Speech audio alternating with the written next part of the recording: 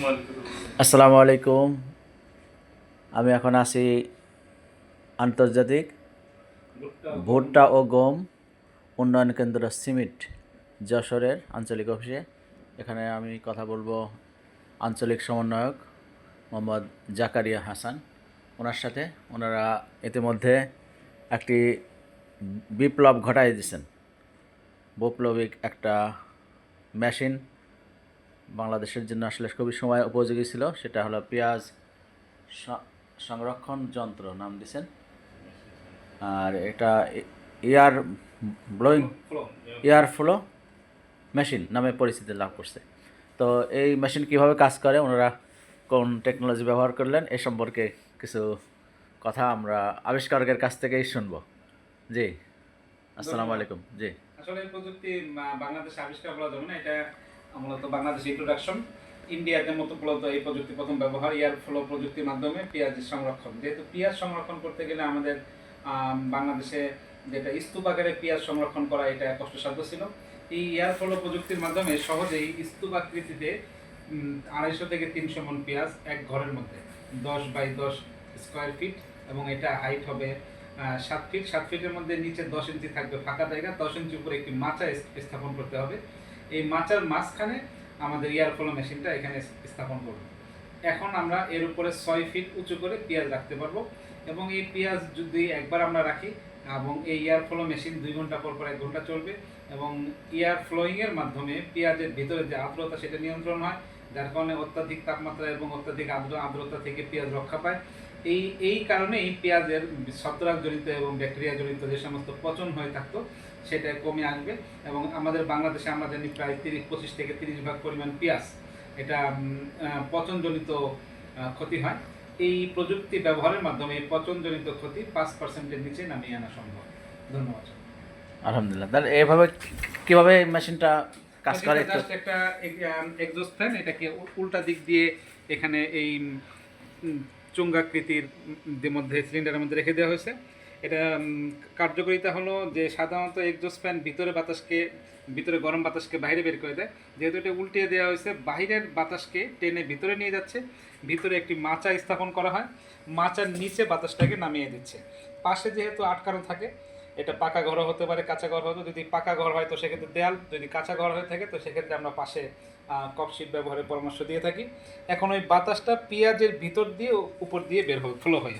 এই পেঁয়াজের ভিতর দিয়ে বাতাস ফ্লো হওয়ার কারণে পেঁয়াজটা ঠান্ডা থাকে এবং সুন্দর পরিবেশ পায়, যার কারণে ছত্রাক এবং ব্যাকটেরিয়া জনিত আক্রমণ থেকে পেঁয়াজ রক্ষা পায়।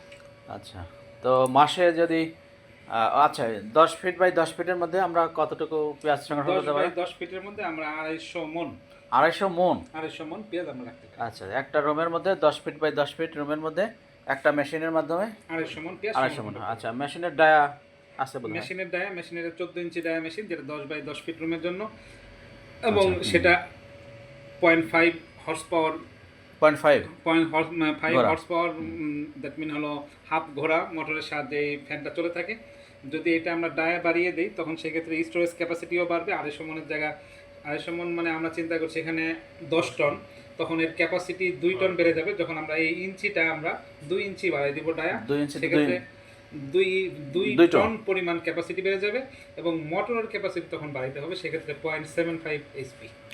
আর যদি আমরা মোটর এখানে 1 এইচপি মোটর ব্যবহার করি তখন ডায়া আরও 2 ইঞ্চি বাড়বে, এবং এর সংরক্ষণের জন্য তখন 18 ইঞ্চি ডায়া, তখন আমাদের পেঁয়াজ সংরক্ষণ ক্যাপাসিটি এখানে 14 টন হবে। 14 টন। আচ্ছা, তার আমরা 2 ইঞ্চিতে 1 ইঞ্চিতে 1 টন বাড়ছে।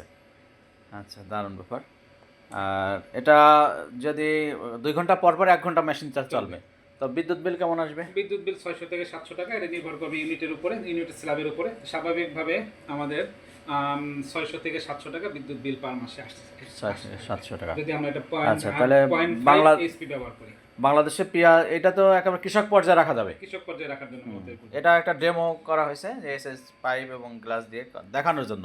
আসলে এটা মনে করেন একটা রুমের মধ্যে একটা দেয়াল আর নিচে একটা মাছা। আসলে এই মাছাটা যেটা আমরা সাধারণত কৃষককে দেখি যে ঘরের উপরে ঢাব যেটা বলে, ওই আড়ার উপরে এই মাছাটা দিত আগে, তারপরে পেঁয়াজ, যেটা আমিও আমাদের বাড়িতে রাখছি।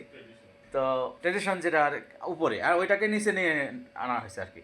তাতে সুবিধা হলো যে আমার উপরে মাচা থাকলে এটা লেবার নিয়ে বারবার উপরে উঠাতে হতো এবং বছরের 3-4 বার সেই পেঁয়াজ আবার বাঁচতে হতো। এখানে একবার নিচে মাচা করে উপরে রেখে দিবে, কোনো পেঁয়াজ আর বাঁচতে হবে না। বাঁশ নয়- দিয়ে বাঁশ দিয়ে মাচা করে এটা 9 মাস পর্যন্ত 9 ভালো মাস রাখা সম্ভব। মাশাআল্লাহ।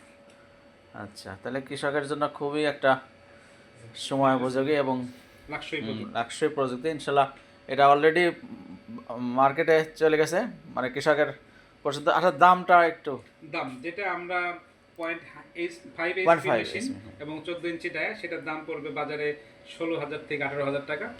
আর যদি এটা আমাদের আরও যখন দ্বিতীয় মডেলটা এসছে 2 ইঞ্চি বেশি 18 ইঞ্চি, যেটা আমাদের 16 ইঞ্চি ডায়া, সেটার দাম পড়বে 20 থেকে 22,000 টাকা।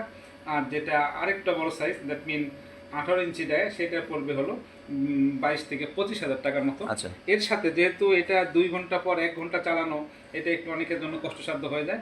তো এই জন্য আমরা অটো টাইম কন্ট্রোলারের এর ব্যবস্থা করা হয়েছে, যেটা অটোমেটিক্যালি অফ হবে এবং 2 ঘন্টা পরে 1 ঘন্টার জন্য আবার চালু হবে। এটা যদি কেউ এটার দাম পড়বে 4,000 টাকা। যদি আলাদা কেউ ওই টাইমার মেশিনটা কিনতে চায়, এটাও ওই ম্যানুফ্যাকচার যারা তারা এটাও সাপ্লাই দিচ্ছে। আচ্ছা, আচ্ছা।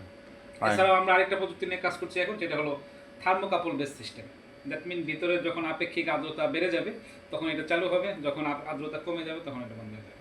মানে অটোমেটিক সেন্সর থাকবে সেন্সর বেস, এটা নিয়ে আমরা কাজ চালাবো পরবর্তী। ওকে, থ্যাংক ইউ। ঠিক আছে, অনেক ধন্যবাদ। এটা আপনারা নেবেন। পাওয়া যাবে কোথায় স্যার? এখন আমাদের বাংলাদেশে 9 জায়গায় এটি 9টি ম্যানুফ্যাকচারার তৈরি করছে। আমরা চেষ্টা করছি আরও 3টের সঙ্গে কাজ করার জন্য। তো 9টির মধ্যে 3টি ফরিদপুরে, messrs supply engineering workshop, RK metal, messrs Maa engineering workshop, 3টে ফরিদপুর সদরে। 2টি আছে রাজবাড়িতে, হোসেন ইঞ্জিনিয়ারিং ওয়ার্কশপ, মহিশালা বাজার পাংশা রাজবাড়ি, এবং শাহিন ইঞ্জিনিয়ারিং ওয়ার্কশপ, মহিশালা বাজার পাংশা রাজবাড়ি। কুষ্টিয়াতে বর্তমানে 3টি প্রতিষ্ঠান তৈরি করছে, জিএসএম ইঞ্জিনিয়ারিং বটতল কুষ্টিয়া, আল হেলাল ইঞ্জিনিয়ারিং ওয়ার্কশপ বটতল কুষ্টিয়া, এবং আশা ইঞ্জিনিয়ারিং ওয়ার্কশপ লোহাপট্টি বড়বাজার কুষ্টিয়া। এই এবং চুয়াডাঙ্গাতে জনক ইঞ্জিনিয়ারিং। আমরা চেষ্টা করছি যশোরে এবং ঝিনাইদহে আরও 2টি প্রতিনিধির সঙ্গে কাজ করার জন্য। যশোরের শুভ ইঞ্জিনিয়ারিং ওয়ার্কশপ আর ঝিনাইদহের মা ইঞ্জিনিয়ারিং ওয়ার্কশপ, হাট গোপালপুর, ঝিনাইদহ সদর।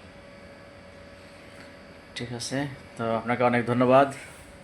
আমরা একটা খুবই উপকারী একটা পেঁয়াজ সংরক্ষণ যন্ত্র সম্পর্কে জানলাম।